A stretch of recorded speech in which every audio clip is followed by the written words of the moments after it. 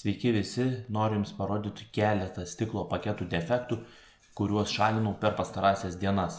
Tai netinkamo valymo ar tiesiog stiklo grandinimo su špakliuote rezultatas.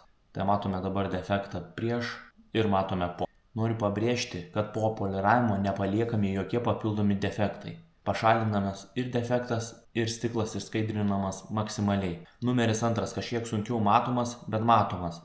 Ir vis atsakau, jeigu defektą matai be kažkokio papildomo apšvietimo, tai reiškia defektas yra vidutinis ir gilesnis. Štai defektas po poliravimo. Na ir 3 defektas matomas su truputį pakapotais kraštais, tai aš jau visada paminiu, kad tas defektas yra į gilumą. Ne vidutinis, bet jau į gilesnis. Bet vis dar sutvarkomas. Tad šiam kartui tiek, jeigu turite panašių defektų, kuriuos reikia pašalinti, prašau rašyti arba skambinti nurodytais kontaktais, kuriuos pridėsiu aprašyme, ir daugiau informacijos www.stiklopoliravimas.lt.